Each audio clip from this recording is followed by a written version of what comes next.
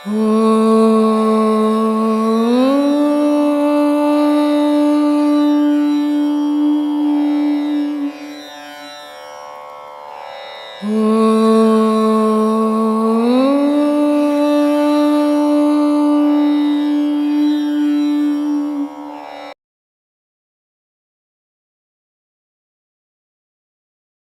உபதேசங்கள் வாங்கி பண்ணிக்கிட்டு இருக்கிறேன். சரி. இந்த பாதைக்கு வர்றதுக்கு முன்னாடி எனக்கு ஒரு 2 கேள்வி இருக்குது. பாதைக்கு வந்ததுக்கப்புறம் 2 கேள்வி இருக்குது. சரி. அதான் சாமி, ஃபஸ்ட்டு கேள்வி வந்து, எனக்கு இப்போ கடை இறைவனர்னால எல்லா வசதிகளும் இருக்குது, சாப்பிட்ற அளவுக்கு வசதி இருக்குது, ஆனால் எந்த குறையும் இல்லை. அப்படியே எந்த கஷ்டம் வந்தாலும் நான் இது வரைக்கும் மனம் கலங்கினதே இல்லை, எந்த யோசனையும் போக மாட்டேன், படுத்தோன்னு தூங்கிறேன், அப்படி தான் வாழ்ந்துருக்கேன். ஒரு நாள் இன்னும் காலையில் ஒரு 5:30 மணிக்கு எழுந்திரிச்சு திடீர்னு ஒரு நினைவு ஏற்பட்டது. எதுக்கு வாழ்கிறோம், நம்ம செத்துடணும், ஏன் இந்த வாழ்க்கை நமக்கு, இந்த வாழ்க்கையே நமக்கு தேவையில்லை அப்படின்ற மாதிரி தோணுச்சு. அது நடந்து ஒரு 2 நாள் கழிச்சு, நான் எப்போயுமே என் செல்லில் வந்து அரசியலை பற்றி மட்டும்தான் பார்ப்பேன், வேறு எதுவுமே பார்க்க மாட்டேன். யூடியூப்பில் எதுவுமே வராது. எதிர்த்து அவங்க வீடியோ வந்தது, நான் எதுவுமே உங்கள் பேரை பற்றி போட்டு சர்ச் பண்ணவே இல்லை, அதுவாக வந்தது. அதை கேட்க ஆரம்பித்தேன். ஒரு 25 நாள் தொடர்ந்து கேட்டேன். வந்த உடனே உபதேசம் வாங்கினேன். இப்போ பண்ணிட்டு இருக்கிறோம், 5 மாதம் ஆகுது. இது இந்த 2 காரணம். உண்மை தெரியாத வரைக்கும் செத்து போகணும்னு நினச்சேன். உண்மை தெரிஞ்ச உடனே வாழணுன்ற ஆசை வந்துடுச்சு. நீ செத்து போகிறதுக்காக உன் தாய் உன்னை பெற்றாங்க, நீ செத்து போகிறதுக்காக உன்னை ஊட்டி இன்றைக்கி உனக்கு சாப்பாட்டுக்கு பிரச்சனை இல்லை, நீ சம்பாதிக்கிற சாப்பிட்டுப்ப. நீ தவழும் போது நீ சம்பாரித்து சாப்பிட முடியுமா? அப்போ அந்த தாயும் அந்த தகப்பனும் எவ்வளோ சிரமப்பட்டு உன்னை ஆளாக்கணும்னு உழைச்சிருப்பாங்க. அந்த உழைப்பை ஒரு செகண்டில் போய் தற்கொலை பண்ணிக்கிறதோ, ஒரு செகண்டில் தூக்கு போட்டுக்கிறதோ, ஒரு செகண்டில் மருந்து குடிச்சு போகிறதோ, அதை விட முட்டாள்தனம் எது இருக்குது? உலகத்தில் 84,000 கோடி ஜீவராசிகள் இருக்குது. அத்தனை ஜீவராசிகளுக்கும் கடவுள் தெரியாது. நான் பல வீடியோக்களில் சொல்கிறேன், இந்த மனித உருவம் அமைஞ்சது நீ கடவுளை அடையிறதுக்கு, செத்து போகிறதுக்கு இல்லை. செத்து போனீங்கன்னா மிருகத்துக்கு உனக்கும் வித்தியாசமே இல்லாமல் போயிடும். மனிதன்றவன் வாழ்க்கையில் வாழ்ந்துக்கினே இறைவனை அடையணும், இதுக்காக தான் நான் இந்த உலகத்துக்கு வந்தேன் அப்படின்ற நினைவோடு வாழ்ந்தால் அந்த வாழ்க்கை வெற்றியான வாழ்க்கை அது. அதனால் அப்படிப்பட்ட வாழ்க்கை வாழுங்க. முதல்ல நான் ஏன் வாழணும், செத்து போகணும், எல்லாம் இருக்குது, ஏன் செத்து போகணும்? இப்போ எதுவுமே இல்லை, ஏன் வாழணும்னு ஆசை? உண்மை தெரியாத வரைக்கும் நம்ம உலகத்தில் எதுக்குன்ற எண்ணம். உண்மை தெரிஞ்ச உடனே நான் இந்த உலகத்தை விட்டே போகக்கூடாது, நிலையாக நின்று எல்லாத்தையும் சாதிக்கணுன்ற எண்ணம். அப்போது உண்மை தெரியாத வரையும் குழம்புனேன், உண்மை தெரிஞ்ச உடனே தெளிவாய். பாடம் முடிஞ்சது, பாடம் பண்ணிட்டு இருக்கிறப்ப இப்போ பண்ணுறதுக்கப்புறம் 2 கேள்வி இருக்குது. ஒன்று வந்து பார்த்திங்கன்னா, என்னோடய செயல்கள் எல்லாமே வந்து பூர்வ மையத்திலே நடக்கிற மாதிரி இருக்குது. நான் வந்து வண்டி வாகனம் ஓட்டுறேன், அது எந்த செயலில் இருந்தாலும் எனக்கு அந்த நினைவுகளே இருக்குது. ஒன்று. 2வது வந்து நான் பாடம் பண்ணும்போது நான் இது வரைக்கும் பார்க்காத முகங்கள் எனக்கு வருது சாமி. பல ஆயிரம் முகங்கள். ஏன்னா நம்ம என்ன நினச்சின்னுக்கிறோம், நம்ம இப்போ தான் பிறந்தோம், இப்போ தான் வளர்ந்தோம் அப்படின்னு நம்ம நினச்சின்னுக்கிறோம். இதுக்கு காரணம் என்ன அப்படின்னா, நம்மளை நம்ம அறியலை. அதனால் இப்போ நம்மளை அறியும் போது எத்தனை கோடி வருஷமாக பிறந்து செத்துன்னுக்குறோம். முஸ்லீம் மதத்தில் சொல்கிறோம் செத்தவன் பிறந்தது இல்லைன்ட்டு. கிறிஸ்தவ மதத்தில் செத்தவன் பிறக்காத போது ஏன்டா 40வது நாள் பூஜையெல்லாம் பண்ணணும்? அவன் தான் போயிட்டானே. இது அறியாமையில் பண்ணுற விஷயங்கள். மனிதன் இந்த உண்மை அவனுடைய பாதையில் அவன் அறிய போகும்போது தான் அவன் எத்தனை கோடி பிறவியில் வந்தான், அந்த பிறவிகளை எதெல்லாம் சந்தித்தான், அதெல்லாம் நினைவு போகிறோம். அந்த நினைவுகள்லாம் உன்னை விட்டு வெளியே போகும். வெளியே போனவுடனே நீயா நிற்ப, அது வரைக்கும் குழப்பத்தில் இருப்ப. அதனால் தொடர்ந்து இந்த பாடங்களை பண்ணும்போது உங்களுக்குள்ளுக்கிற எண்ணங்கள்லாம் வெளியே போயிடும். இன்னும் நீங்கள் ஏற்கனவே இருந்த காட்சிகள்லாம் வெளியே போயிடும். இந்த காட்சிகள்லாம் வெளியே போனால் தான் இறைவனுடைய காட்சி வரும். அது வரைக்கும் நீங்கள் காத்திருக்கணும், அவசரப்படக்கூடாது. ஆன்மீகத்தில் தெய்வீகத்தில் யாராவது அவசரப்பட்டீங்கன்னா வீணாக போயிடுவீங்க. அவசரம்ன்றதை வச்சுக்கக்கூடாது, அமைதி மட்டும்தான் இருக்கணும், ஆரவாரமே இருக்கக்கூடாது. தெய்வ வழிபாடுன்றதே அமைதியில் போகிறது. ஆரவாரம் அமக்கலம் பண்ணுறது தெய்வ வழிபாடில் கூட்டமாக சொல்லிட்டு தெய்வ வழிபாடு நடத்த முடியாது. அதனால தான் அழுகணி சித்தர் ரொம்ப அழகாக சொல்லுவார், தெய்வத்தை எப்படிடா பார்க்கணுன்னு தனித்து நின்று பாடுறான்னு. அது எங்கேப்பா பார்க்கணுன்னாரு, இப்போ நீ சொன்னியே சுழிலையோ ஞாபகம் போதுன்ட்டு அங்கே பாடுறான்னாரு. அதனால் சொன்னார், முத்து முகமடியோ முச்சந்தி வீதியிலே 10ஆம் இதழ்பரப்பி பஞ்சனையின் மேல் நிறுத்தி அத்தை அடக்கு நிலை யாருமில்லா வேலையிலே குத்து விளக்கேற்றி என் கண்ணம்மா கோலமிட்டு பாரேனேன். அத்தை அடக்குன்னா மாமியாரை போய் அடிக்கக்கூடாது, அடக்கணும்னு நினைக்கக்கூடாது, மூச்சை அடக்கணும். அது அடங்கின நேரத்தில் தான் உனக்கு உண்மை தெரியும். அந்த மூச்சு புசு புசு புசுன்னு பாம்பு சீடுற மாதிரி சீரினுக்கிற வரைக்கும் உண்மை தெரியாது மனுஷனுக்கு. அதனால் அந்த மாதிரி அந்த நிலை வரும்போது உங்களுக்கு அதெல்லாமே தெரிய இருக்கும். கடவுள்னா என்ன, அதுக்கு ஜாதி இருக்குதா, அதுக்கு மதங்குதான்றது அப்போ புரியும். அது வரைக்கும் அந்த மதத்தில் ஜாதியில் சுற்றிக்கிட்டு தான் இருப்பீங்க. ஜாதிலையும் மதத்துலேயும் சுற்றுறவன் யுகத்தோடு போகிறவன், மதத்தை கடந்து ஜாதியை கடந்து போகிறவன் பரத்துக்கு போகிறவன். இவ்வளோதான் சாமி வித்தியாசம். ஐயா, முக்தி நிலை அடையணும்னா நீங்கள் சொல்லி கொடுக்குற பாடம் செஞ்சுட்டு வந்தால் முக்தி நிலை அடையணும். ஆமாம், அடையலாம். எப்போ அடையலாம்? இப்போது வந்து ஒரு உபதேசம் வாங்கினோடனே நான் முக்தி நிலைக்கு போவேன்னு நினச்சா அது முட்டாள்தான். குறைஞ்சது 25 வருஷம் நீ செய்யணும் அந்த பாடத்தை. ஆமாம், உன் மனம் இருக்கக்கூடாது. முக்தி அடையணும்னா உன் மனுஷனுக்கு மனம் இருக்கக்கூடாது. இப்போ நாயன்மார்கள் இருந்தாங்க, ஆழ்வார்கள் இருந்தாங்க. இவங்களுடைய நிலை என்ன அப்படின்னா, வீடு வாசல் எந்த என் பிள்ளைங்க என் சொத்து என் சொகன்னு அவங்க எங்கேயும் நினச்சதே கிடையாது. தெய்வத்தை மட்டும்தான் அவங்க மனசில் சுமந்தாங்களே தவிர குடும்பத்தை சுமக்கலை. நமக்கு சொத்து இருக்குது, என் பிள்ளைங்க இருக்குது, அதுங்களுக்கு நான் தானே பெற்றுட்டேன், எனக்கு பாசம் இருக்குது அப்படின்னா ஒருபோதும் முக்தி நிலையை அடைய முடியாது. சும்மானா ஏமாற்றக்கூடாது. ஞானத்தில் உண்மை மட்டும்தான் சொல்லணும். வர்றது வராது அது அவங்கவுங்க விருப்பம். ஜனம் வரணுன்றதுக்காக பொய் பொருட்டெல்லாம் புலிவின்னு இருக்கிறது இல்லை இது. அதனால் நீ முக்தி நிலை அடையினா 25 வருஷம் செய்தீங்கன்னா உன் மனம் கரைஞ்சிடும். அப்போ தான் முக்தி நிலை கிடைக்கும். மனுஷனுக்கு மனம் எடுக்கிற வரைக்கும் இகை நிலை தான் கிடைக்கும், பரநிலை கிடைக்காது. எந்த மனுஷனுக்கு மனம் அழிஞ்சதோ அவன் பரநிலைக்கு போயிடுவான். அந்த மனசை அழிக்கணும்னா அவ்வளோ சீக்கிரம் ஒரு உபதேசம் 2 உபதேசத்துலலாம் நடக்காது. 18 உபதேசமாக வாங்கணும். வீடு வாசல் பிள்ளைங்க பாசம் அதெல்லாம் அறணும். அதெல்லாம் அறந்தால்தான் முக்திக்கு போக முடியும். சும்மானா முக்திக்கு போகிறதில்ல ஊரில் உலகத்தில் இருக்கிற எல்லாருமே போயிடுவான். நேற்றுக்கு இங்கே ஜனங்களே இவ்வளோ அதிகமாக ஆகிருக்காது. எவனுமே முக்திக்கு போகாததான் ஜனம் ஜாஸ்தி ஆகிக்கினே இருக்குது. அதனால் முக்தி நிலைன்றது அவ்வளோ விளையாட்டு இல்லாமல் ரொம்ப கடினமான விஷயம். உங்களுக்கு குழந்தைங்க இருக்குதா? அப்புறம் அதெல்லாம் வச்சுட்டு எங்கே நீ முக்திக்கு போவ? இப்போ இங்கே உட்காந்திக்கினா யோசித்துன்னு இப்போ குழந்தை சாப்பிட்டுதா தெரியலையே, போச்சா தெரியலையே, விளையாட்சா தெரியலையேன்னு யோசிப்பேன். இந்த மனம் உன்னுடைய உருவம் இன்னொன்று இருக்கிற வரைக்கும் முக்தி கிடைக்காது. என்னோட கடமைகள்லாம் முடிச்சுட்டேன். இந்த கடமைன்னு சொல்கிற பாரு, இதுதான் இருக்கக்கூடாது. ஏன் உனக்குன்னு கடமை ஒன்றுமே கிடையாது. உனக்கு கடமை கடவுள் மட்டும்தான். என் குழந்தைக்கு செய்யணும் அது கடமை, என் பேரனுக்கு செய்யணும் அது கடமை. என்கிட்ட ஒரு அம்மா வந்தாங்க, சாமி நான் இந்த பசங்களுக்கெல்லாம் கல்யாணம் பண்ணிவிட்டு நான் உங்கள் விளையாட வந்துடுவேன் அப்படின்னாங்க. பசங்களை கல்யாணம் பண்ணோன்னே பேரம் வந்துடும். பசங்களை விட பேரம் மேலே பேச்சு மேலே ஆசை ஜாஸ்தி ஆகிடும். அப்புறம் எங்கே முடியுது? வாழ்க்கையில் முடிவுன்றதே இல்லை. இதெல்லாம் இல்லாமல் இருந்தாலே முடிவு. அதனால் அந்த இருந்தும் இல்லாத நிலைமையே நம்ம மனசு உண்டாக்கணும். எனக்கு யாரும் இல்லை, என் பொண்ணு இல்லை, என் பிள்ளை இல்லை, என் மருமவன் இல்லை, என் மருமவன் இல்லை அப்படின்ற நிலை உன் மனசு வந்துச்சுன்னா முக்தி மட்டும் உண்டு. சரிங்க. அந்த பாடம் பண்ணிகிட்டே வந்து அந்த அமுத நீர் சுரக்கும் சொல்கிறாங்க. அதெல்லாம் அவ்வளோ சீக்கிரம் வர்றதில்லை. அதான் சொன்னேன், மனம் இல்லாத நிலையில் அமுதம் வரும். மனம் இருக்கிற வரைக்கும் அமுதம். அதை தான் சொன்னான். இப்போ இந்த துணி கட்டிக்கின்னு எதுக்கு வந்த நீ? வெக்கம், மானம் அவுத்து போட்டு நிற்பியா? நிற்க முடியாது. நம்மளை அப்படி பழக்கி இருக்காங்க. அதுதான் அந்த பழக்கம்தான் முக்திக்கு போக விடாது, யுகத்தில் வலிக்கும். அதனால தான் சொன்னான், ஒரு மனுஷன் ஞானத்துக்கு போனோம் முக்திக்கு போனால் அவனுக்கு முதல்ல மான எண்ணம் இருக்கக்கூடாதுன்னா. அதனால் சொன்னான், மானாபிமானம் விடுக்கையிலே தீப மங்கள ஜோதி உதிக்கையிலேன்னா. மனுஷனுக்கு மான எண்ணம் அர்த்தம் என்ன சொல்லுவான், அர்த்தம் நம்மளை என்ன நினைப்பான் அப்படின்ற நினைவு இழந்துட்டோம்னா நம்மளாக இருப்போம். கன்னியாகுமரியில் மாயம்மான்னு ஒருத்தர் இருந்தாங்க, ஒரு அம்மா இருந்தாங்க. அந்த அம்மா வந்து நிர்வாணமாக தான் போவாங்க. அந்த அம்மா கூட ஒரு 10 நாய் தான் போகும். எவ்வளோ கூட்டம் இருந்தாலும் நிர்வாணமாக தான் போவாங்க. காரணம் என்ன? அவங்க மற்றவங்கள பற்றி யோசிக்கல, கடவுளை பற்றி மட்டும் யோசிப்பான். ஆனால் உலக வாழ்க்கையில் வாழறவங்க மற்றவங்கள பற்றி யோசித்து தான் ஆகணும். அதனால் அந்த மாதிரி ஆசையெல்லாம் படக்கூடாது. நான் உன்னை தேடிங்கிறேன், நீ எனக்கு என்ன தரியத்தா அப்படின்ற மனநிலைக்கு கொண்டாடணுமே தவிர நான் எடுத்த உடனே முக்திக்கு போனோம் மோட்சத்துக்கு போகிறோன்னு நினைவு உண்டாச்சுனாவே மனம் வந்ததுன்னு அர்த்தம். அந்த நினைவே இருக்கக்கூடாது. நீ நினைவு இல்லாத போன நான் என்ன சொல்கிறேன், கடவுள்கிட்ட உன்னை தானமாக கொடுக்கணுன்றேன்.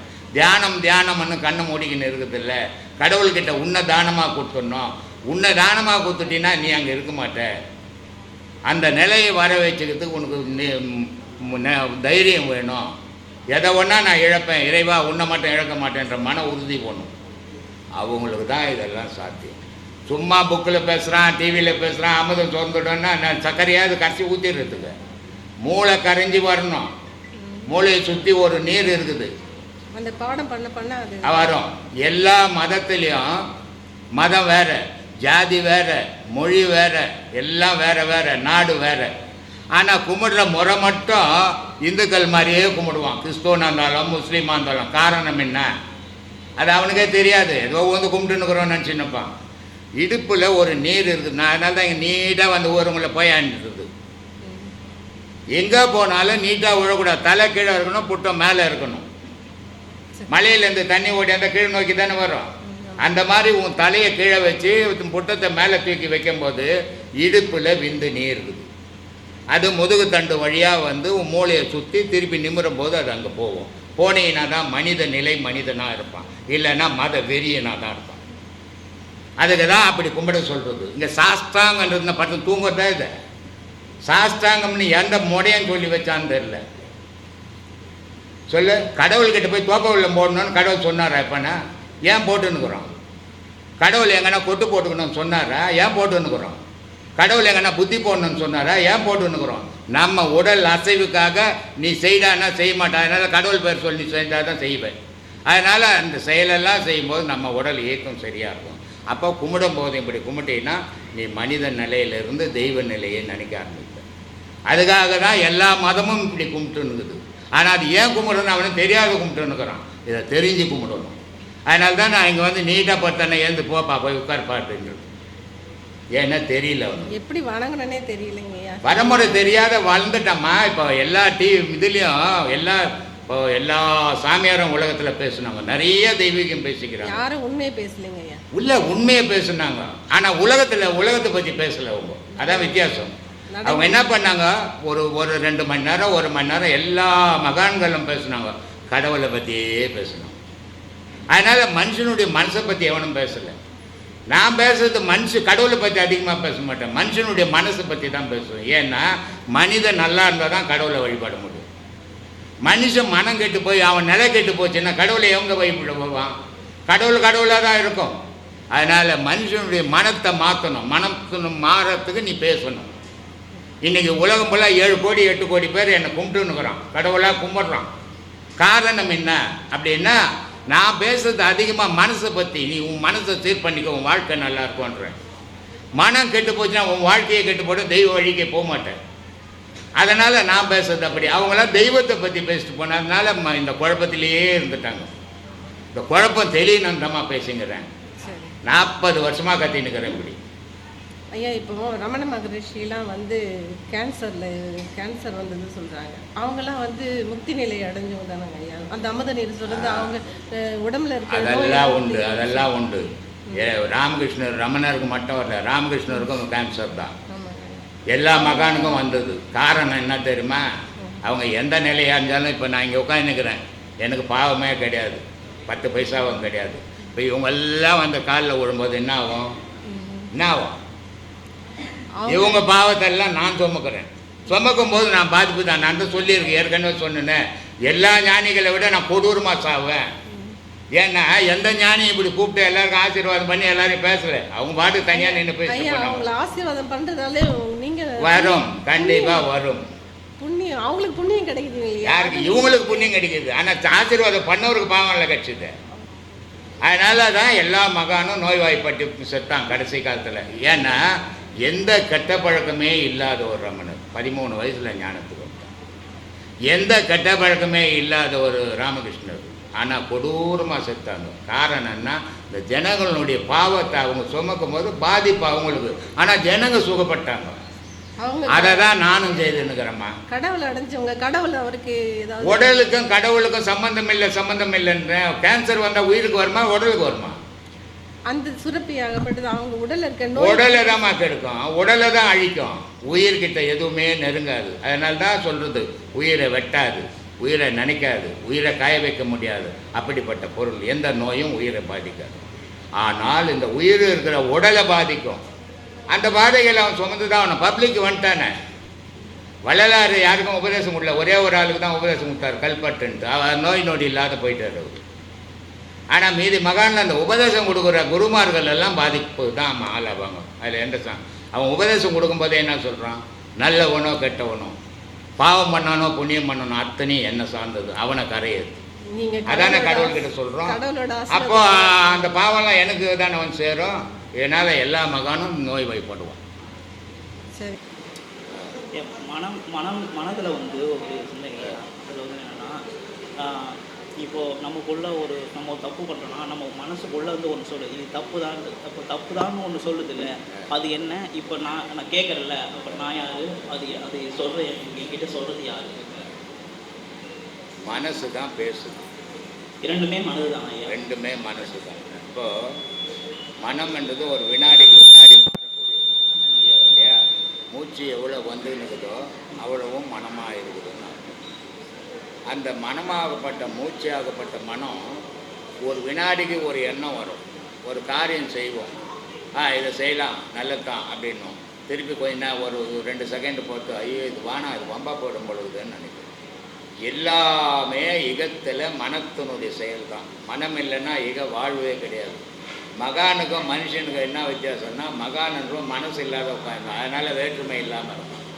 ஆனால் மனுஷனுக்கு மனம் இருக்குது, அதனால் வேற்றுமைகள் ஜாதி மதம் மொழி எல்லாமே இருக்குது.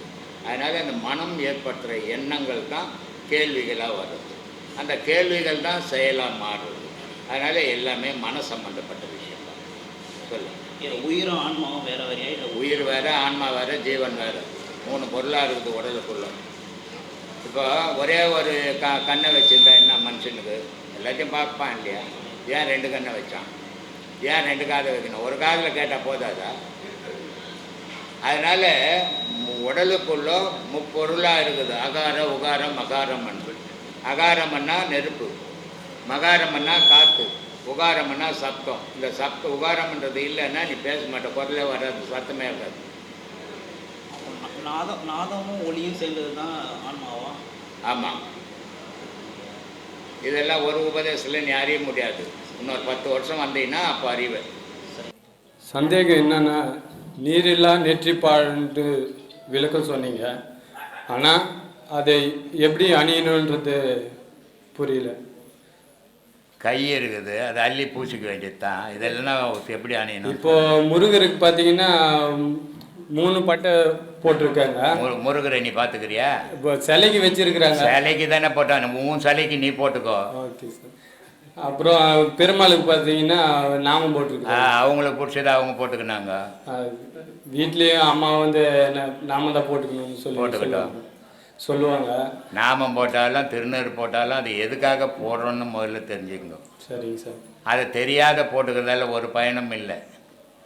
திருநீரை நாமத்தை போட்டு இடைகளை பிங்களை சுழுமுனைன்னு 3 கோடு நமக்கு ஓடிங்குது உடம்புல. சரிங்க சார். அதை ஓடுறது உள்ளே ஓடுறது அடையாளம் தெரியாது, அதனால் வெளியே போட்டு காட்டுறாங்க. இது 3 எனக்கு ஓடுது. இடைகளை பிங்கலைன்றது வெள்ளை 2 வெள்ளையை போட்டு, சுழுமுனைன்றது சிகப்பை போட்டுறாங்க, திருசனம் போட்டுறாங்க.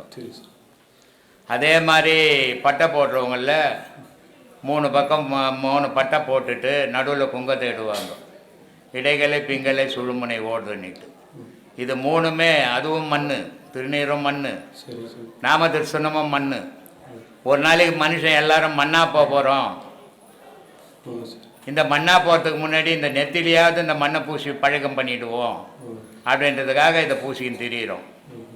அதனால் முருகனுக்கெல்லாம் போய் யாரும் மனுஷன் பட்டை போட முடியாது, சிலைங்களுக்கு தான் போட்டுக்கணுக்கலாம். முருகனுக்கு பட்டை போட முடியுமா? கிட்ட போக முடியுமா? போகவே முடியாது. அதனால் சிலைக்கு போட்டு காட்டினது யாருன்னா அந்த சிலையே நீ தான். அங்கே முருகன் அப்படி இல்லை, முருகன் ஒளியாக இருக்கிறான், இங்கே சிலையாக வச்சுருக்குது. கோயிலில் வச்சுக்கிற சிலையெல்லாம் மனுஷன் சிலை தான், மனுஷனுக்குள்ளே தெய்வம் இருக்குதுன்றதுக்கு தான் அதை காட்டுறான். எந்த சாமி திருவிளையாடல் பார்த்தியா? அதில் சிவாஜி கணேசன் சொல்லுவார், இந்த ஊர்லேயே பெரிய வீடு அவன் வீடு தான் வரும். எங்கேயாவது சாமி வீடு கட்டிக்குதா? மனுஷன் தான் கட்டுவான், மனுஷனே கட்டுவான், மனுஷனே கும்பிடுவான். அவன் அருளாலே அவன் தாள் தொழுதுன்னான். அவன் உள்ளே இருந்துக்குன்னே அவனுக்கு கோயிலை கட்டி அவனையே வழிபட வச்சான் மனுஷனை. அதனால் கோயிலில் வச்சுக்கிற சிலையெல்லாம் மனுஷனை அவதாரம் தான். ஒரு இடத்துல பார்த்தீங்கன்னா கத்தி கப்படெல்லாம் குத்து வச்சுருப்பாங்க. அவங்களுக்கு என்னத்து கடவுளை கண்ணை தோண்டா செத்து போடுமே.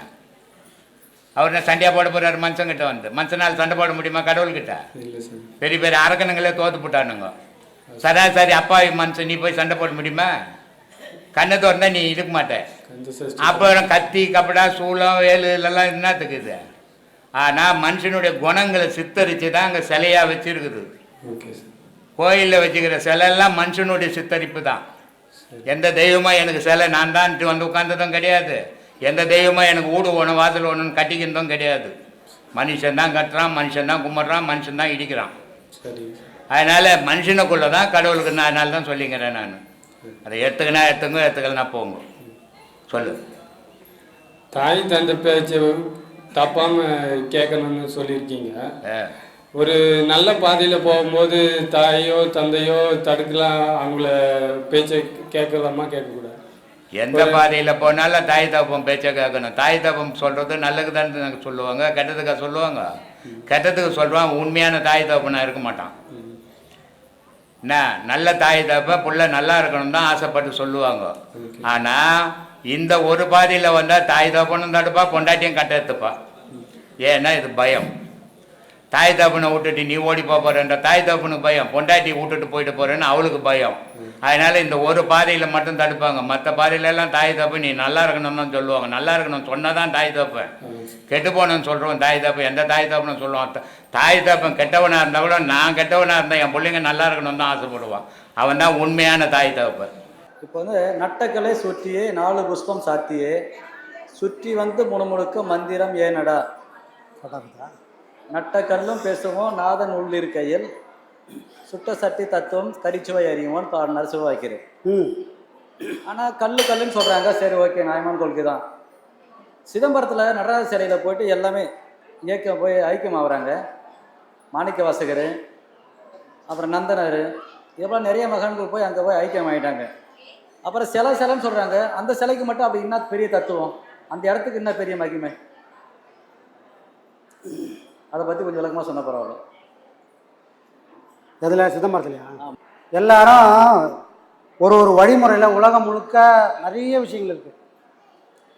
திருமூலர் சொல்கிறாரு 6, 60, 100 அப்படின்னு சொல்லினா அவரை மூச்சு பயிற்சி சொல்லிக் கொடுப்பாங்க. இதை 100 என்ற வரைக்கும் பண்ணு, இது 60 ஓட்டு, இல்லை 6 அப்படின்னு நம்பரில் சொல்லிக்கிறாங்கப்பா. எதுவும் தப்பு இல்லை. நீ செய்யக்கூடிய பயிற்சி உண்மையிலேயே இறைவனை காட்டி கொடுக்கும்னா நீ ஏதாவது ஒரு வழியை பிடிச்சிக்கின்னு போயிடு. சும்மா உட்காரத விட ஏதோ ஒன்று பிடிச்சிக்கணும். அது 6ஆக இருந்தாலும் சரி, 60ஆக இருந்தாலும் சரி, 100ஆக இருந்தாலும் சரி, எதையோ ஒன்று பிடிச்சிக்கணும். எப்படியாவது நீ இறைவனை போய் சேர்ந்துரு. யார் சொல்கிறது? திருமூலர் சொல்கிறார். எதுக்காக? நீ உன்னோட பிறவியின் நோக்கம் இங்கே வாழ்ந்து பொண்டாட்டி பிள்ளைங்களுக்கு சேவகம் செஞ்சுக்கின்னு இந்த உலகத்தில் நானும் ஒரு சுடுகாட்டுக்கு போனோமா போகிறதுக்காக பிறக்கலை. அப்புறம் எதுக்கு சாமி பிறந்தேன்? இந்த உலகம் எல்லாத்தையும் அழிக்கும். ஆனாலும் அழிக்க முடியாத ஒரு நிலைக்கு நம்மளை கொண்டு போய் நிறுத்தணும். யார் சாமி அழிய மாட்டாங்க அப்படின்னு சொன்னால், யார் சமாதி நிலையை எட்டி பிடிச்சி ஞானத்தை எட்டி பிடிச்சிட்டு நின்றுட்டாங்களோ, யார் உலகத்துக்காக வாழ்ந்தாங்களோ அவங்கள இந்த உலகம் ஒன்றுமே பண்ண முடியாது. சரிங்களா? அவங்க உருவத்தால் மறையலாம், ஆனால் அவங்களோட செயலால், அவங்களோட ஞானத்தினால எப்பவுமே இங்கே இருப்பாங்க. அப்போ அங்கே என்ன நடந்தது? சிதம்பரத்தில் வாசலில் உட்காந்து எழுதுறாரு. யார்? மாணிக்க வாசகர் எழுதுறாரு. அவரு முன்னாடியே தயாராகிட்டார். நான் எங்கே போகிறேன்றதுக்கு அடையாளமாக அவர் ஒரு கோயிலை கட்டுறாரு. எங்கே போகிறாரு? அவர் எங்கே சாமி போகிறாரு? தியாகுன்னு இருந்தால் தியாகுன்னு வீடு கட்டினா தியாகு பேர் வச்சுப்பாங்க. பெருமாள்னு ஒரு கோயில் கட்டினாங்கன்னா பெருமாள் உள்ளே வைப்பாங்க. பெருமாள்னு ஒருத்தர் உள்ள இருந்தால் தானே பெருமாள் கோயில். சிவன் ஒருத்தர் இருந்தால் தானே சிவன் கோயில். முருகர் ஒருத்தர் இருந்தால் தானே முருகன் கோயில். ஆனால் கோயிலை மட்டும் சிவன் கோயிலும் கட்டிட்டாரு. ஆனால் உள்ள வர சிவனை காணோம். சிவன் கோயில் சிவன் உள்ளே இல்லை. மூலஸ்தானத்தில் சிவன் இல்லை, பீடம் மட்டும் இருக்கிறாங்க. ஏன் அப்படி கட்டினாரு? என்ன சாமி, தப்பு தானே அது? தப்பான்னு கேட்டால் தப்பு இல்லை. அவர் தன்னோட முடிவு எது, எங்கே போய் தான் ஐக்கியமாக போகிறேன்? வெட்டவெளி. சிதம்பரம்ன்றது ஆகாய ஸ்தலம். பஞ்சபூத ஸ்தலத்தில் ஆகாய ஸ்தலம். ஒன்றும் இல்லாத வெட்ட வெளியில் அங்கே ஒரே ஒரு விளக்கு ஆடாமல் அசையாமல் இருக்குது. எது ஆடாமல் அசையாமல் எரியும் அப்படின்னு சொன்னால், ஒன்றும் இல்லாத ஒரு இடத்துல ஆடாமல் அசையாமல் எரிஞ்சிட்டு இருக்கும். காற்று இருந்தால் அலையும், வேற ஏதாவது போனால் அணைக்கும். அங்கே எதையும் அணைக்க இல்லை, ஆடவும் இல்லை. படத்தில் வரைஞ்சி வச்ச மாதிரி அங்கே ஆடாமல். அப்போது வெட்ட வெளியில் இருக்குது. இந்த வெட்ட வெளியை தான் அங்கே என்ன பண்ணுறாங்க, சிவனை காட்டாமல் அங்கேயும் வெறுமையாக காமிச்சார். தான் எதில் போய் ஒடுங்க போகிறான், இந்த வெட்ட வெளியில் தான் ஒடுங்க போகிறேன், அந்த வெட்ட வெளிக்கு ஒரு சேத்திரம் இருக்குது. அது எதுனா சிதம்பரம். அதனால தான் எல்லாம் அவர் கட்டின கோயிலே அவர் எழுதியிருக்கலாமே, ஏதாவது திருவாசகத்தை இல்லையே, சிதம்பரம் வாசலில் உட்காந்து எழுதிங்கிறார். யாரு வந்து எழுதுறது? சிவன் வந்து எழுதுறாரு, இவர் சொல்கிறாரு. அப்போ அது எவ்வளோ உயர்ந்தமான இடம். அதுதான் சிதம்பரம் ரகசியம். நீ எங்கே போனன்னு தெரியக்கூடாது, அவர் எங்கே போனாருன்னு இது வரைக்கும் யாருக்கா தெரியுமா? அப்போது இறைவன் எல்லாத்தையும் படைச்சிட்டு எதுலேயும் ஒட்டாமல் இருக்கிற மாதிரி அவனை போய் சேர்ந்தவங்க எல்லாருக்கும் இப்படி ஒரு நிலை வாழ்க்கும். அதுதான் சிதம்பர ரகசியம். அந்த சிதம்பர ரகசியத்தை நான் போய் கலந்தா எனக்கு பிறவின்றது இல்லை. ஏன்னா ஒன்றுமில்லாத வெட்ட வெளியில் போய் கடக்கணும். கடக்குமா இந்த உடம்பு? கடக்குமா இந்த மனசுனா? கடக்காது. ஆனால் இந்த உடல் உயிராக இருக்கும்போதே எல்லாத்தையும் அழிச்சிட்டு இந்த உடம்புக்குள்ளே உயிர் இருக்கும்போதே இந்த மனசு துடிக்காமல் வச்சுக்கிட்டா இந்த உடம்புக்கு மட்டும்தான் வெட்ட வெளி கடக்கக்கூடிய சக்தி கிடைக்கும். உடலாக மாணிக்கவாசகர் இருந்தார், ஆனால் உடல் அளவில் அவர் எல்லாத்தையும் அழிச்சிட்டார். ஏற்கனவே அவர் செத்தவனுக்கு சமமாக வாழ்ந்தார். அதனால தான் எதை தேடியும் அவர் போகலை. அப்போது நாமளும் அப்படி வாழ்ந்தால் சிதம்பரத்தில் மாணிக்கவாசகர் எப்படி மறைஞ்சாரோ அந்த மாதிரி ஒரு நிலை நமக்கும் கூட கிடைக்கலாம். அந்த மாதிரி ஒரு இடம் நமக்கும் கூட வாய்க்கலாம். அந்த இடம் சிதம்பரமாகவும் இருக்கலாம், ஐயாவோட காலடி நிழலாகவும் இருக்கலாம். சரிங்களா? அப்போ இந்த பாடம் பண்ணால் அப்படி ஒரு நிலை நமக்கும் வாய்க்கும். அதை தான் அங்கே வெட்ட வெளி ரகசியம் நாங்கள் காட்டுறாங்க சாமி. வெட்ட வெளியில் போன எதுவும் திரும்பி இங்கே வராது. அப்போ பிறவி அறுக்கக்கூடிய யாருக்கெல்லாம் போகுதோ, யாருக்கெல்லாம் தோணுதோ, இந்த ஒரு நிலையை எட்டி பிடிக்கணும். அதை எட்டி பிடிக்கிறது நமக்கு ஒரு தகுதி வேணும். நான் உடல் அல்ல, நான் மனம் அல்லன்றதை முதல்ல புரிஞ்சுக்கணும். அப்போ உடல் அல்ல மனம் அல்லனா நான் யார் அப்படின்ற கேள்வி அவங்களை ஊன்றி நிற்கணும். அந்த கேள்விக்கு விடை கிடைக்கும் போது இந்த வெட்ட வெளி ரகசியமும் கிடைக்கும் சார். வெட்ட வெளியில் என்னங்க, தலைக்கு மேலே இருக்குது அதுவா, இல்லை கண்ணு கெட்டாது வரும் ஆகாயம் அதுவா? அதெல்லாம் எதுவுமே இல்லை. இந்த இந்த அண்டத்தில் எதெல்லாம் இருக்குதோ அதெல்லாம் இறைவன் இந்த பிண்டத்துக்குள்ளவே இருக்க வைக்கிறான். மகான்கள் ஏதோ இந்த சாகசம் பண்ணிக்கின்னு இந்த பிரபஞ்சத்தில் போய் பயணம் பண்ணின்னு எதையுமே பார்க்கல. அந்த பிரபஞ்சத்தோட ஒரு சின்ன வடிவத்தை இறைவன் உள்ளுக்குள்ளே கொடுத்துருக்குறான். ஆனால் அங்கே போகக்கூடிய சக்தி நமக்கு இல்லை. ஒரு கோயிலுக்கு போகிறோம், எப்படி போகிறோம்? வீட்டில் எப்படி உணர்ந்துருப்போம், லுங்கி கட்டி இருந்திருப்போம், துணி போடாமல் இருந்திருப்போம், எப்படி உணர்ந்துருப்போம். ஆனால் கோயிலுக்கு போகும்போது அதுக்கேற்ற பக்குவத்தோடு போகணும். ஒரு கல்யாணத்துக்கு போகும்போது அம்மா என்ன பண்ணுவாங்க, வீட்டில் கீஞ்ச போட கூட கட்டின்னு இருப்பாங்க. கல்யாணத்துக்கு போய் கீஞ்ச போட கட்டுவாங்களா? எங்கே போகிறோமோ அங்கே அதுக்கான தகுதி வேணும்னு போகிற மாதிரி இறைவன் அடையக்கூடிய தகுதி எப்போ வேணும்னா இந்த இடத்துல வச்சுருக்காங்க. அங்கே போனோம்னா நமக்கு தகுதி வேணும் சாமி. ஒன்றும் இல்லாமல் ஆகணும். எல்லாம் கொடுத்துட்டான் இறைவன். எல்லாம் இருக்கும்போதே நான் எதுலேயும் ஒட்டாமல் எண்ணெயும் தண்ணி மாதிரி இருந்தால் நமக்கும் அப்படி ஒரு நிலை வாய்க்கும் சாமி. அதை மகன்கள் சாதித்து காட்டிட்டாங்க. அதை நம்ம செஞ்சு நம்ம வாழ்க்கையில் அனுபவிக்கணும். இதுதான் அங்கே சொல்கிறாங்க சாமி. அப்புறம் ஒரு மனுஷன் வந்து கேட்டினா ஒரு 30 வருஷம் வாழலாம், இல்லை ஒரு 50 வருஷம், 100 வருஷம், 120 வருஷம் வாழலாம். ஆனால் திருமலர் வந்து 3000 வருஷம் வாழ்ந்தார். சாத்தியமா? ஆமாம். எப்படி சாத்தியம்? சாத்தியமா சாமி? இருக்கலாம். ஒரு கைலாசத்தில் இருந்தவர் வச்சா. இது நம்மளுடைய கற்பனை. அவர் 3000 வருஷம் வாழணும்னு எந்த அவசியமும் கிடையாது. அவங்களாம் ஒரு நொடியில் எல்லாத்தையும் எழுதி வச்சுட்டு போயினே இருக்க போகிறாங்க. அவர் எதுக்கு தவம் இருந்து சிவங்கிட்ட வரம் வாங்கி வர போகிறாரு? அவர் வந்ததே சிவங்கிட்ட தான் வந்திருக்காரு. சரிங்களா? அவரோட பாடல்கள் எல்லாமே சிவனை அடையக்கூடிய வழியை சொல்லக்கூடியது தான் பாடல். திருமந்திரம் முழுக்கவே மந்திரம். எதோட மந்திரம்? சிவனை அடையத்துக்கான வழி சொல்லக்கூடிய மந்திரம். நீ எதையுமே படிக்க வேணாம், திருமந்திரத்தை படி, சிவனை நீ அடைவ. யார் சொல்கிறது? திருமூலர் சொல்கிறாரு. மாணிக்கவாசகர் நீ எதையுமே படிக்க வேணாம், திருவாசகம் படி, இறைவனை அடைவ. சரி, இவங்க தான் அப்படி சொல்கிறாங்க. திருவள்ளுவர் சொல்கிறாரு, நீ எதையுமே படிக்க வேணாம், திருக்குறள் படி, நீ அடைஞ்சிருவ. ஒன்றை பிடித்தோர்க்கே உயர் உண்டாம். ஒன்று தான்ப்பா உண்மைன்னு நீ பிடிச்சிக்கோ. அந்த ஒன்று உனக்கு ஊர் போய் கொண்டு போய் சேர்க்கும். ஒரே நேரத்தில் 2 குதிரை மேலே பயணம் பண்ணோம்னா யாரும் ஊர் போய் சேர மாட்டான், மேல் உலகம் தான் போய் சேருவோம். அப்போது திருமூலர் 3000 வருஷம் வாழ வேண்டிய அவசியம் இல்லை. சரிங்களா? ஏன்னா அவர் நீங்கள் சாப்பிட்டா இருக்கப்போ தவம் பண்ண வேண்டியது ஒன்றுமே கிடையாது. ஆனால் நம்மளுடைய கற்பனை ஒரு விஷயத்தை எப்படிலாம் சொல்லலாம் அப்படின்னா கொஞ்சம் மிகைப்படுத்தி சொன்னால் தான் மக்களுக்கே அது புரியும். எனக்கு ஒரு கஷ்டம், இப்போ யாகம் வளர்க்குறாங்க. எதுக்காக யாகம் வளர்க்கணும்? ஐயா யாகம் வளர்க்க சொன்னாரா? இல்லையே. ஐயா பாடம் தான் கொடுக்க சொன்னார். ஆனால் யாகம் வளர்த்துறோம். எதுக்காக யாகம் வளர்த்துறோம் அப்படின்னா, ஒவ்வொரு மனுஷனும் ஒரு மூட்டையை சுமந்து தெரிகிறாங்க. அது என்ன மூட்டை?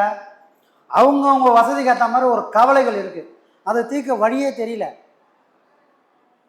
ஏன் கவலை எங்கேயாவது போனால் தீருமானதான் ஒவ்வொரு மனுஷனோட ஏக்கமும். அந்த ஏக்கத்தை தீர்க்கக்கூடிய நாளாக நான் மாற்றணும். இது வெறும் குரு பூஜை, குருநாதரை கொண்டாடுற நாள் மாதிரி இதை கொண்டாடக்கூடாது. அதுக்காக அவர் அங்கே வாழவே இல்லை. ஏன் பாடம் கொடுத்துட்டு போயிருக்கலாமே? ஏன் வந்தவங்களாம் சாப்பிட்டியான்னு ஏன் கேட்கணும்? முதல்ல போய் சாப்பிட்டா வைப்பான்னு ஏன் சொல்லணும்? பாடம் தான் உண்மை. நீ பாடம் வாங்கி போடா விடுன்னு சொல்லியிருக்கலாமே. சோறு போட்டார். உடலை வளர்க்க சொன்னார். ஏன்னா இந்த உடலை நீ வளர்த்தால் மட்டும்தான் உன் உயிரை வளர்க்க முடியும். இந்த ரெண்டுத்தையும் வளர்த்தவனால தான் உலகத்தில் எல்லாத்தையும் ஃபேஸ் பண்ண முடியும். அவரே யோசிக்கிறார்ல. அப்போ இந்த குரு பூஜையில் நம்ம யாகம் வளர்த்துறோம். அதுவும் மூலிகை பொடி யாகம். அந்த மூலிகைகள்லாம் என்ன பண்ணுறது? எதை மாதிரி பொருள் அப்படின்னு சொன்னால், அந்த மூலிகைகளை வச்சுக்கிட்டு இப்போ ஒரு மந்திரவாதி இருக்கிறான், எனக்கு மந்திரம்லாம் தெரியும் அப்படின்னா, நான் வெறும் மந்திரத்தை வச்சு யாருக்கோ ஒருத்தருக்கு பிரயோகப்படுத்தும் பண்ணவே முடியாது. அந்த பொருளை என்னுடைய மந்திர சக்தியை கொண்டு போகிறதுக்கு ஒரு பொருள் வேணும். அந்த பொருள் மூலிகைக்கு அந்த வசதி இருக்குது, அந்த சக்தி இருக்குது. நாம் தயார் பண்ணக்கூடிய இந்த பொருளில் அந்த மூலிகை, அந்த மந்திரவாதிகள் பயன்படுத்தக்கூடிய மூலிகை பொருட்களும் அதில் இருக்குது. அதுக்காக நீங்கள் மந்திரவாதியை யூஸ் பண்ணி என்னுடைய வேண்டுதலை கொண்டு போய் சேர்க்கறதுக்கு ஒரு பொருள் வேணும் என் கையில். என் மனசுக்கு நேரடியாக என் குருநாதர்கிட்ட பேசக்கூடிய சக்தி இல்லை. அந்த பொருளுக்கு அது சக்தி இது. அதுக்கிட்ட நீ பேசு. அதை உள்ளங்கையில் வாங்கிட்டு உன் மனசார வேண்டிக்கோ. அந்த கஷ்டம் அந்த நெருப்பில் போட்ட மாதிரி ஒரு நாள் அடியோன்றதுக்காக தான் அங்கே யாகத்தை வளைச்சி பொதுமக்களோட எல்லா துன்பத்தையும் தீர்க்கறதுக்கான ஒரு வழியும் கொடுத்துருக்குறோம். அங்கே சும்மா இல்லை. நிறைய பேர் சொல்கிறாங்க பக்தி தான் வளருது, பக்தி தான் வளருதுன்னு. இதெல்லாம் முட்டாள்தனமான வாதங்கள். பக்தியில் இல்லாத ஒருத்தருக்கு யோகத்தை சொல்லி புரிய வைக்கவே முடியாது. அவன் காட்டு மனுஷன் மாதிரி தான் இருக்க முடியும். நாரதர் வராரு. யாரை தெரியுங்க? ராமாயணம் யார் படித்தது? கம்பர் தமிழ் எழுதுறார் சாமி. வால்மீகி அவர் என்ன பண்ணிட்டு இருந்தார்? திருடனா இருந்தார், வழிப்பறி கொள்ள செஞ்சிருந்தார். அந்த வழிப்பறி யார் போனாலும் அடிச்சு கொடுங்க, அவன் பாவ புண்ணியம் இல்லை. அவனை திருத்திட்டு முதல்ல என்ன பண்ணார்? பாடம் பண்ண சொன்னார் அவர். இல்லை நான் ஞானத்தையா போயிச்சாரு? இல்லையே. உன் மனம் கண்டபடி ஆகிடுது. அந்த கண்டபடியாக போன மனசுக்கு உனக்கு மேலே ஒரு சக்தி இதை உணர வைக்கணும். அதுக்கு எது இப்போ முதல்ல அடிப்படை? பக்தி வேணும். மரம் சொல்லுடானாரு. இந்த மரம் சொல்ல போய் ராம ஆயிடுச்சு. அவன் யாரை சொன்னாரோ அதுவாக ஒரு நாள் ஆயிட்டார். பக்திக்கு அந்த வல்லமை உண்டு. பக்தியால் மட்டும்தான் அதை சாதிக்கவும் முடியும். பக்தியில் இல்லாத ஒருத்தருக்கு யோகத்தை புரிய வைக்க முடியாது. யோகத்தில் இல்லாத ஒருத்தருக்கு ஞானத்தை புரிய வைக்க முடியாது. இது ஒரு தொடர் இது. அப்போ இங்கே எதுக்காக நம்ம எல்லாரையும் வர வைக்கணும் அப்படின்னா, ஐயா கோயில் கட்டினார். எதுக்காக கோயில் கட்டணும்? கடவுளே இல்லைன்னாரு. உனக்குள்ளே தான் கடவுள் இருக்குதுன்னாரு. உனக்குள்ளே கடவுள் இருக்குதுன்னு ஏன் கோயில் கட்டணும்? கேள்வி வரணும்ல, வந்திருக்கணும். உண்மையிலே நமக்கு அறிவு இருந்தால் நமக்கு அப்படியெல்லாம் ஒரு கேள்வி வரும். ஆனால் யாரும் ஐயா கிட்ட கேட்கல. ஏன்னா பயம். கேள்வி எழுப்பக்கூடியவங்க அதை கேட்டிருக்கணும். சாமி உங்களோட வார்த்தைகளை கேட்டேன், உண்மை இருக்குதுன்னா வந்தேன். கடவுள் வெளியே இல்லை, உனக்குள்ளே தான் இருக்கிறார் நீங்கள் சொன்னீங்க, அதை நம்பி தான் நான் வந்தேன். இப்போ கோயில் கட்டுறீங்களா, என்ன விசேஷம் அப்படின்னு நீங்கள் கேட்டிருந்தா பதில் சொல்லிட்டு இருப்பார்.